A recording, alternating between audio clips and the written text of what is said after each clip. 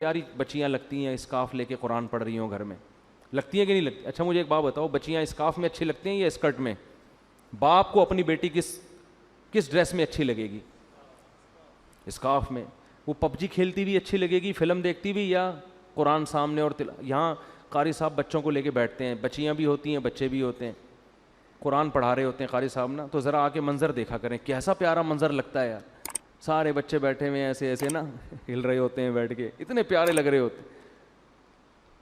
بچے نماز پڑھتے ہوئے بڑے اچھے لگتے ہیں گھر کے اندر, بچیاں اسکارف لیتی ہیں اور نماز میں نیت باندھ کے کھڑی ہو جاتی, کیسا پیارا ماحول لگتا ہے. تو جب لگتا ہے تو پھر یہ ماحول بناؤ نا گھر کے اندر. خود گھر میں اپنے بچوں کے ساتھ بیٹھ کے فلم دیکھ رہے ہیں, او بھائی تمہیں اگر اللہ نہ کرے چسکا لگ گیا ہے تو کنڈی لگا کے دیکھ لو, بچوں کو کیوں برباد کر رہے ہو؟ آپ تو تباہ ہو گئے, اللہ بچائے ہم سب کو, توبہ کی توفیق دے. آپ نے تو جو بننا تھا بن گئے, ان بچوں کو تو کم از کم خراب نہ کرو نا. سینما گھر اپنے چھوٹے بچوں کو اپنے ساتھ لے کے جا رہے ہوتے ہیں, کیا سکھا رہے ہو ان کے معصوم پیارے کاغذ جیسے سفید ذہنوں میں, کیا گند ڈال رہے ہو. وہ لڑکیوں کے ڈانس دیکھے گا چھوٹا بچہ, وہ چھوٹی بچی لڑکیوں کے ناچتے ہوئے ڈانس دیکھے گی, کیا اس میں حیا باقی رہے گی؟ شرم و حیا کا جنازہ نکلے گا. پھر وہ ماں کی آنکھوں میں آنکھیں ڈال کے بات کرے گی, پھر وہ باپ کی آنکھوں میں بدتمیز بنے گی. پھر آپ فون کریں گے کہ جی ہمیں کو پڑھنے کو وظیفہ بتا دیں. اولاد ہمارے کنٹرول میں نہیں ہے. او بھائی یہ وظیفوں سے کنٹرول میں نہیں ہوتی. تو اللہ فرماتے ہیں ہمارے نیک لوگوں کا جذبہ ہوتا ہے کہ ان کے گھر میں کیا ماحول ہو, ایسا کہ آنکھیں دیکھ کے ٹھنڈی ہو جائیں. تو آنکھیں پب جی والے کو دیکھ کے کبھی بھی ٹھنڈی نہیں ہوتی. آپ کی بچی موبائل پہ لگی ہوئی ہے صبح شام ہے, اس کو بھی سیٹنگ کرائی ہوئی, الو بنایا ہوا ہے, صرف تم لکھا ہوا ہے اس کے لیے نا, ادھر بھی صرف تم ہی 25-30 ہوتے ہیں. صحیح ہے نا. پھر ابا کو ٹوپی کرا رہی ہے, اماں کو ٹوپی کرا رہی ہے, بھائی کو ٹوپی کرا رہی ہے, اور اس لیے کرا رہی ہے کہ اس کو پتا ہے میرا بھائی بھی ٹوپیاں کرا کے نکلتا ہے. یہ مدنی مسجد کا کہہ کے جاتا ہے, پتہ نہیں کہاں سے ہو کے آ رہا ہوتا ہے. سب ٹوپی گیری چل رہی ہے. تو گھر میں پھر میرے بھائی محبت کا ماحول بولو یار نہیں ہو. میں ایسے گھروں کو بھی جانتا ہوں, اللہ ہمارے گھروں کو بھی ایسا بنا دے علماء کے کہ وہ رمضان میں ان کی بچیاں 10-10 پارے تلاوت کر رہی ہیں روزانہ. گھروں میں مقابلے چل رہے ہیں, تہجد میں مقابلے چل رہے ہیں, بیٹا 15 پارے پڑھ رہا ہے روزانہ. ٹھیک ہے نا, کیسا گھر کا اچھا ماحول ہوتا ہے تلاوت کا, نماز کا, تہجد کا. ٹھیک ہے 24 گھنٹے یہ سب کچھ نہیں ہوتا, تفریح بھی چاہیے انسان کو, کھانا پینا بھی چاہیے, تھوڑی تفریح بھی چاہیے, آؤٹنگ بھی چاہیے, لیکن یہ بھی تو چاہیے نا.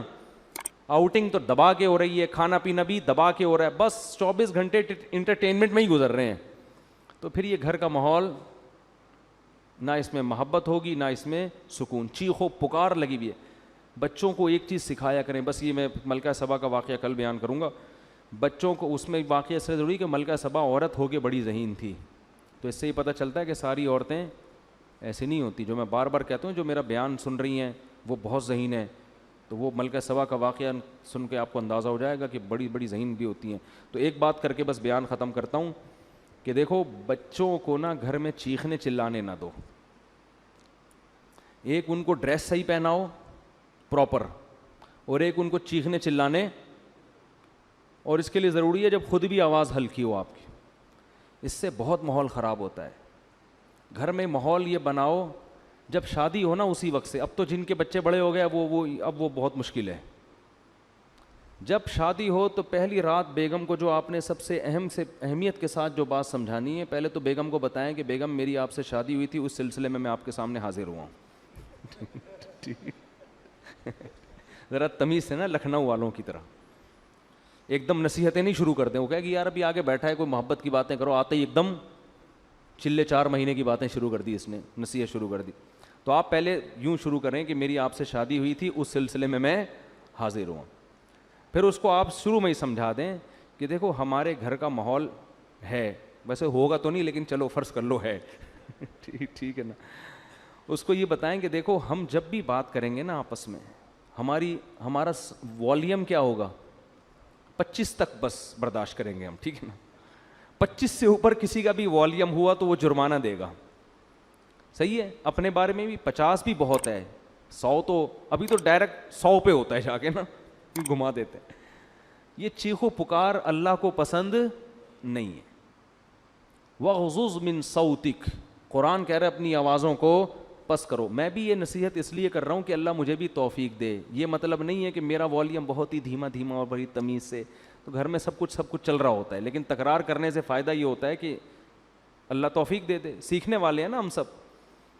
کبھی ہو سکتا ہے میری بھی آواز اچھلتے کودتے ہوئے باہر آ جائے گلی میں اور چیخنے چلاتی ہوئی, آپ بولو اس دن تو بیان کر رہا تھا, تو بھائی ہم بھی سیکھنے کے لیے کہہ رہے ہیں باتیں, لیکن بات اچھی کرنی چاہیے انسان کو. تو پہلی دن اس کو بتا دیں کہ ہمارا جو والیوم ہے نا وہ ہمیشہ 25 سے نیچے رہے گا, 25 سے اوپر نہیں. جتنا اب 100 کسے کہتے ہیں, پورا گلا پھاڑ کے جو بات کرو نا, یہ تو 100 ہے. اس گلے کو ہم نے 4 حصوں میں ڈیوائڈ کر کے 25 سے اوپر نہیں جانے دینا, بلکہ اس میں کچھ لگا بھی دیں, ایسا سسٹم جو اوپر نیچے ہو رہا ہو نا, وہ بتا رہا ہوں, کوئی ایسی مشین لگا دیں. تو اس کے بڑے فائدے ہیں. اس سے جب بچے آپ کے پیدا ہوں گے وہ بھی کیسے, تمیز سے. ایسا خوبصورت ماحول بنے گا نا آپ کے گھر, جو لوگ آئیں گے آپ کے گھر وہ کہیں گے یار یہ گھر جنت ہے, یہ تو بڑے سکون والی زندگی ہے. اس کو آپ ہلکا نہ سمجھیں, یہ چیخ و پکار ہی ہر فساد کی جڑ ہے. ہر فساد کی جڑ کیا ہے, چیخ و پکار.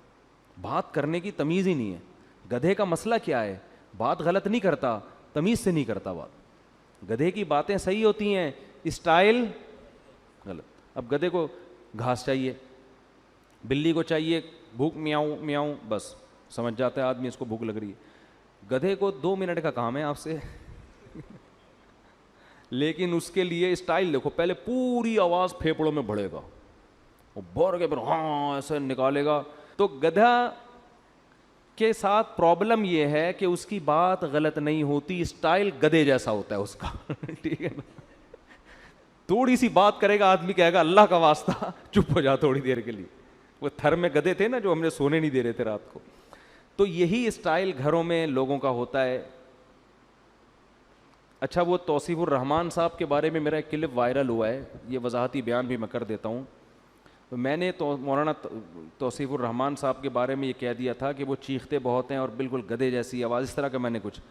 وہ کلپ میں نے بہت جگہوں سے ہٹایا کیونکہ مجھے خود لگا کہ یار یہ میں بھی توہین کر رہا ہوں نا, اس طرح مجھے نہیں کہنا چاہیے تھا. بہرحال ایک عالم دین ہے, علمی اختلاف, وہ میں نے کلپ ہر جگہ سے ہٹوایا, لیکن پھر بھی وہ کلپ چل رہا ہے. تو توصیف الرحمان, مولانا توصیف الرحمان صاحب تک کوئی بھی میرا پیغام پہنچا سکتا ہے نا, تو میرا معذرت نامہ ان تک پہنچا دے کہ میں نے اس سے معذرت بھی کی ہے اور اس کلپ کو جگہ جگہ سے ہٹایا بھی ہے. لیکن وہ مختلف چینل پھر کوئی نہ کوئی چینل چلا دیتا ہے, پھر کوئی میرے خلاف کوئی کلپ بنا ہوا ہوتا ہے کہ یہ دیکھو ایک عالم کو یہ کہہ رہے ہیں. تو وہ بات فی نفسی ہی درست ہے کہ بات آرام سے کرنی چاہیے, لیکن وہ کچھ زیادہ ہی ہو گئی تھی کہ کسی کو پورے صاف کسی کے بارے میں نام لے کے کہہ دینا کہ گدھے کی طرح, تو یہ تھوڑا زیادہ ہو گیا. تو میں نے اس سے معذرت بھی کی ہے اور وہ کلپ بھی ہٹوایا ہے, لیکن چینل بعض چینل ہمیں پتہ ہی نہیں چلتا وہ چل رہے ہوتے ہیں. تو یہ اگر کوئی مولانا توصیف, ان کو مولانا کہتے ہیں یا کیا کہتے ہیں, شیخ توصیف الرحمان, سعودی عرب میں مولانا کا لفظ زیادہ نہیں ہے نا, تو شیخ کا لفظ ہے. تو شیخ توصیف الرحمان صاحب تک کوئی میرا پیغام پہنچا سکتا ہے, بلکہ پہنچ ہی جائے گا ویڈیو کے ذریعے. تو بھائی وہ کلپس کو میں ہٹوا چکا ہوں, اور اس سے میں رجوع اس معنی میں کہ وہ لفظ میرے کیا تھے, کچھ ضرورت سے زیادہ سخت الفاظ تھے جو مجھے نہیں کہنے چاہیے تھے. تو خیر, تو گھر میں بچوں کو کیا سکھانا چاہیے, تمیز, ادب, صحیح ہے نا. تو چیخنے چلانے کا گھر میں اگر ماحول ہوگا تو یہ بڑا مسئلہ ہے, لیکن یہ شروع میں ہی کنٹرول ہو جاتی ہیں. جیسے وہ ایک آدمی, 2 بندوں نے شادی کی 2 بہنوں سے, 2 بھائیوں نے 2 بہنوں سے شادی کی, 6 مہینے گزر گئے, ایک کی بیوی بڑی تمیز سے, بہت ادب احترام, دوسرے کی بیوی کنٹرول میں ہی نہیں.